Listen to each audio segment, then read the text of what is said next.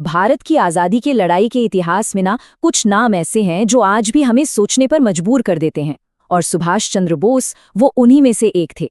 एक देशभक्त, एक विद्रोही और सच कहें तो कई लोगों के लिए आज भी एक पहेली हैं। तो चलिए आज उनकी इसी असाधारण और विवादों से भरी कहानी को परत दर परत समझने की कोशिश करते हैं।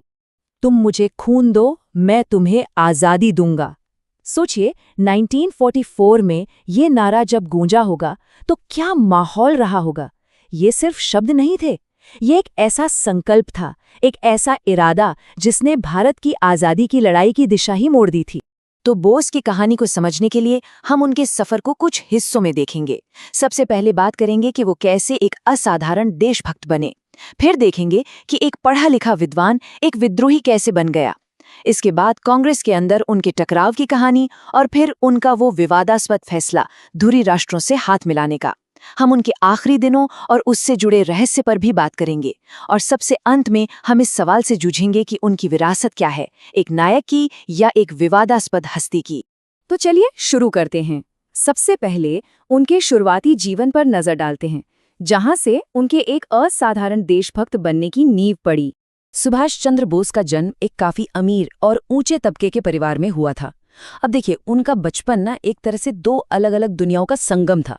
मतलब एक तरफ तो घर था जहां पूरी तरह से बंगाली संस्कृति और हिंदू परंपराएं थी, और दूसरी तरफ थी उनकी पढ़ाई लिखाई जो पूरी तरह से ब्रिटिश सिस्टम पर आधारित थी।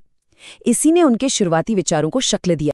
अब आते हैं उनके जीवन के उस मोड़ पर जहां एक होनहार ब्रिलियंट स्टूडेंट एक विद्रोही बन जाता है, और ये उनके जीवन का शायद सबसे बड़ा टर्निंग पॉइंट था। जरा उनके एकेडमिक सफर को देखिए। 1918 में फिलॉसफी में फर्स्ट क्लास ऑनर्स से ग्रेजुएशन, फिर 1920 में उस जमाने की सबसे मुश्किल परीक्षा इंडियन सिविल सर्विस यानी आईसीएस में चौथी रैंक हासिल करना। मतलब एक शानदार करियर सामने था। लेकिन ठीक एक साल बाद 1921 में उन्होंने सब कुछ छोड़ दिया, आईसीएस से इस्तीफा दे दिया और राष्ट्रवाद का रास्ता चुन लिया। सोचिए उस दौर में ये कितना बड़ा और असाधारण फैसला रहा हो। तो अब कहानी आगे बढ़ती है कांग्रेस की तरफ।